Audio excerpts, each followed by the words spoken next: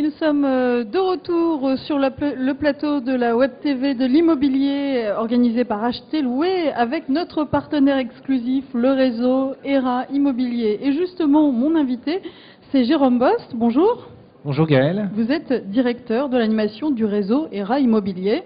Alors tout d'abord, quelques éléments sur ce réseau. Alors le réseau ERA Immobilier est un réseau d'origine américaine qui est né dans le début des années 70 dans la ville de Kansas City, si on veut faire une note d'histoire. Mais si on veut se rapprocher de l'Europe, il est arrivé en France et en Europe en 1993 avec sa première implantation européenne en France à Versailles. Aujourd'hui, on est présent dans 17 pays en Europe, on a un peu plus de 1000 agences sur le territoire européen et 350 points de vente en France. D'accord. Alors une question que se posent certainement les visiteurs de ce salon, la Porte de Champéret, qui souhaitent vendre ou qui sont en train de vendre un bien. Comment on évalue son juste prix, sa juste valeur? Alors ça, c'est une question qu'on se pose pour tout ce qu'on vend dans sa vie. Qu'on vende sa voiture, qu'on vende un canapé sur un site internet de particulier, ou bien qu'on achète ou qu'on vende un appartement. Alors, pour vendre un appartement, à la différence de l'automobile, il n'y a pas l'Argus. Donc, notre spécificité dans le réseau ERA Immobilier est toute récente, puisque depuis 17 ans que le réseau est en France, on utilisait des méthodes comparatives pour estimer un bien.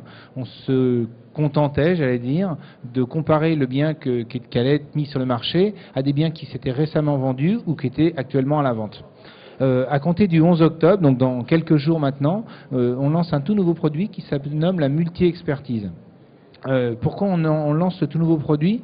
Parce qu'aujourd'hui, si on s'arrête à comparer les biens à ceux qui se sont vendus ou ceux qui vont se vendre, on ne s'arrête qu'à une partie de l'estimation. On considère aujourd'hui qu'il y a plusieurs méthodes d'estimation. Nous, on en a déterminé 4. La première reste cette méthode comparative où il est intéressant de savoir à combien vend la concurrence parce que quand vous vendez un bien à 3 pièces dans un immeuble, s'il y a le même 3 pièces sur le palier et sur la porte palière d'en face, c'est important de connaître le prix.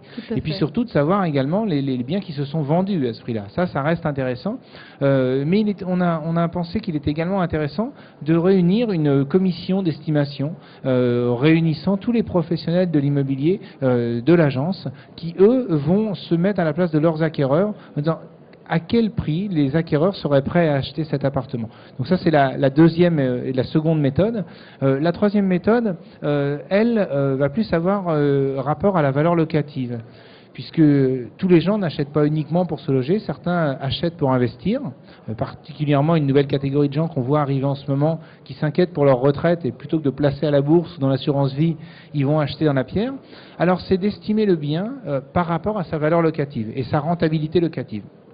Et enfin, la quatrième et dernière méthode est une méthode où on va travailler sur la pondération d'un logement.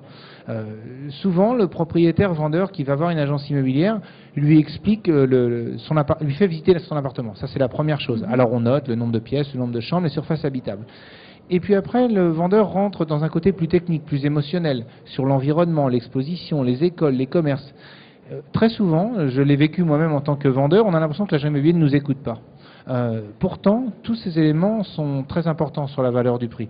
Parce que on peut imaginer qu'un logement qui serait loin des commerces, aucune école à proximité, exposé plein nord, avec un ravalement à refaire au 8e étage sans ascenseur, se vendrait moins cher. Voilà, ça serait moyen. Mais par contre, si on regarde les statistiques qu'on peut lire dans les journaux, il est dans une rue de Paris à un numéro bien précis, et dans cette rue-là, c'est 7250 du mètre carré. Ça veut rien dire. A priori, ça veut rien dire.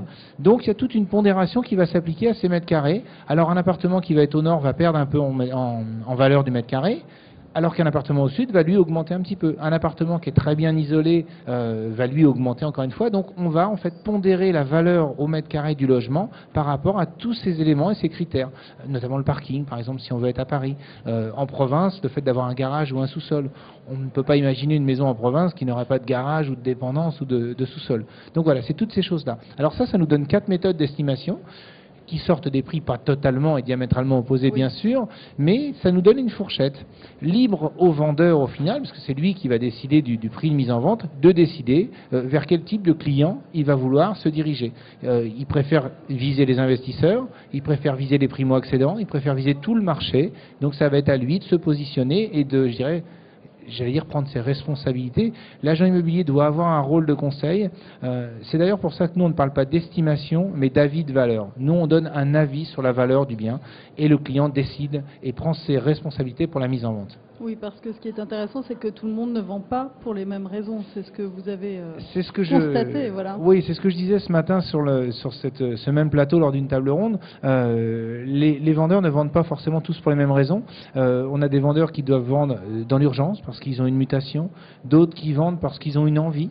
Et forcément, on peut imaginer que celui qui va vendre par envie, sans impératif de déménagement, va peut-être être un peu plus gourmand que celui qui doit absolument avoir vendu dans 3 mois parce qu'il déménage à l'autre bout de la France ou à l'autre bout de l'Europe. Internet, aujourd'hui, un outil absolument incontournable. Concrètement, que proposez-vous dans le réseau ERA Immobilier ? Alors Internet, ce qu'il faut savoir, c'est que les gens qui nous regardent aujourd'hui, 90% de ces gens-là rentrent en contact par les agences immobilières grâce à Internet. Aujourd'hui, Internet est devenu un outil incontournable.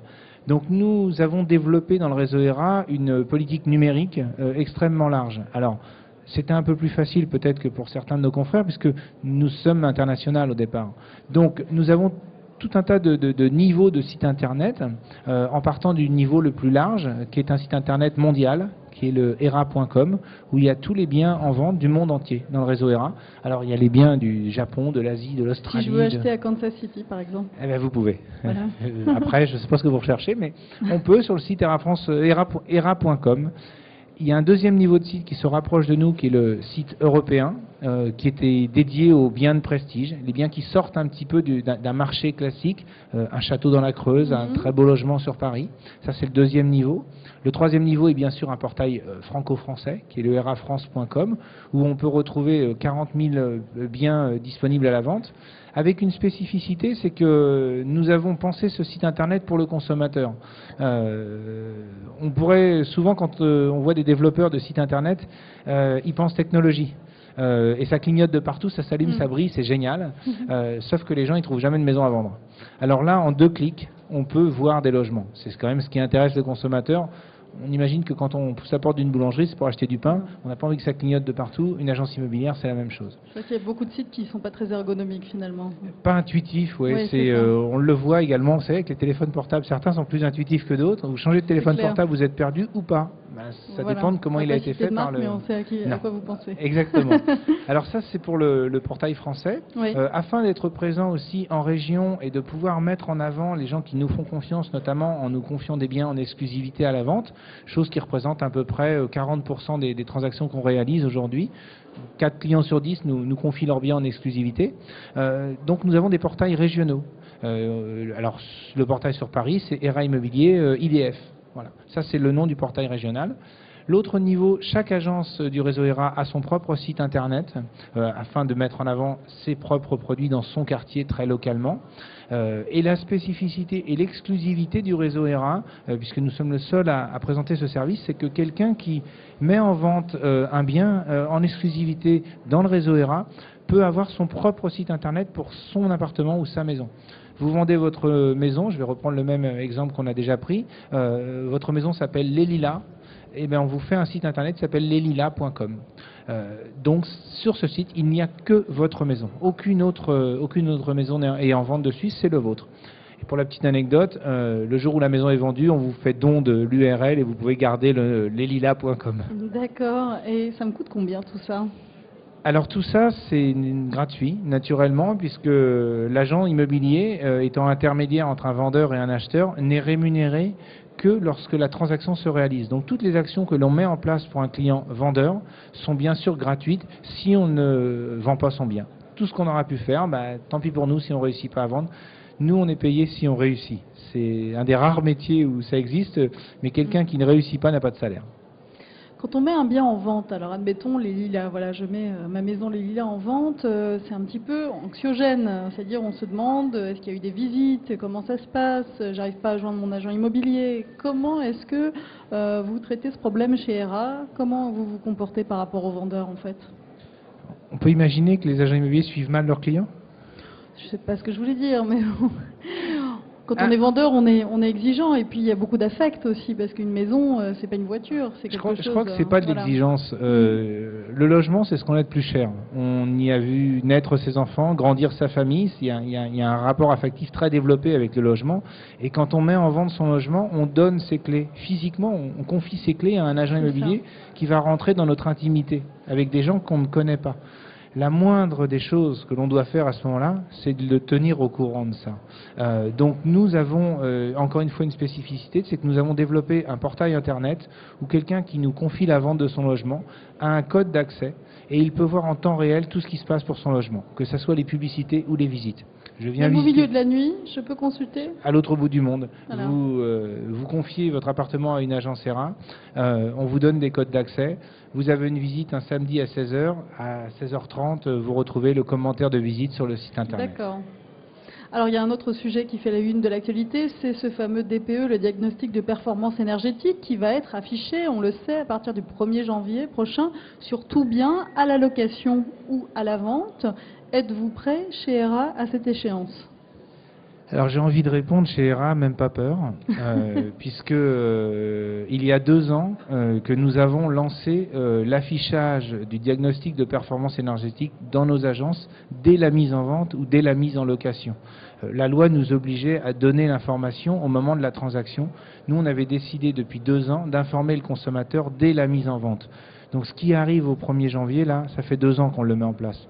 Preuve en est que quand nous avons lancé ce programme ambitieux qui s'appelle Stop Carbone, c'était même un peu plus de 2 ans, puisque c'était courant début 2008, les pouvoirs publics, par notre ministre Jean-Louis Borloo, s'est approprié ce programme en faisant signer une convention à tous les acteurs de la place, que ce soit tous les portails internet, tous les réseaux immobiliers, tous les groupes d'agences, en disant prenez l'engagement, même si ce n'est pas une loi, d'afficher le DPE. On est à l'initiative de cette convention, donc c'est pour ça que nous, ça ne va rien changer aujourd'hui. Sachant qu'il faut se rendre à l'évidence, 70% du parc du parc immobilier français, les maisons et les logements sont des passoires thermiques. Donc c'est pas parce que le logement est en catégorie D, E ou F qu'il va pas se vendre, puisqu'il n'y a quasiment que des logements qui ont des fortes déperditions. D'accord. Et est-ce que vous sentez auprès du public que ça prend ? C'est-à-dire, est-ce que les gens sont sensibilisés à cette notion de performance énergétique d'un appartement, comme on l'est par exemple par rapport à une machine à laver ou une voiture ? Alors on l'est forcément, mais aujourd'hui, allez vous promener dans les magasins de grande distribution pour acheter une machine à laver, essayez de trouver une machine à laver qui dépasse le B ou le C, ça n'existe plus. Donc on a tous envie d'acheter une EA parce qu'on ne peut acheter qu'une EA. Donc même si ça n'intéresse pas les gens, ils achètent une machine à laver en catégorie A ou B. Pour le logement, on a tous envie d'avoir un logement qui ne soit pas énergivore. Malheureusement, ça n'existe pas, ou très rarement, puisqu'il n'y a que quelques dizaines d'années qu'on commence à s'intéresser à la déperdition énergétique de logements. Nos amis, les constructeurs et promoteurs, font des logements aujourd'hui qui n'ont pas ou plus beaucoup de déperdition, mais ils ne sont pas encore tous sur le marché de la transaction ancien. Si on prend Paris intramuros, il y a quand même une majorité de logements qui ont été construits avant 1970, et ces logements-là, encore pendant longtemps, ils auront des déperditions énergétiques. Alors, vous dire que ça influe sur le prix, je ne pense pas encore pour le moment. Que ça va le devenir, peut-être, mais en tout cas, il faudrait être devin pour dire de combien de pourcents et à quel moment ça va influer vraiment. Aujourd'hui, je prends l'exemple de l'automobile, on vend encore des 4x4 qui consomment beaucoup et qui polluent les rues. Pourtant, il y a marqué qu'ils sont en catégorie E. Donc les maisons se vendront toujours malgré leur catégorie. Et écoutez, merci beaucoup Jérôme Bost d'avoir répondu à notre invitation. Je rappelle que vous êtes directeur de l'animation du réseau ERA Immobilier et le développement durable. On en parlera encore sur ce plateau avec mes prochains invités, notamment lors d'une table ronde qui sera vraiment consacrée à ce thème. Ce sera tout à l'heure. Et les programmes continuent sur la web télé de l'immobilier avec Acheter Louer et notre partenaire exclusif ERA Immobilier. À tout à l'heure.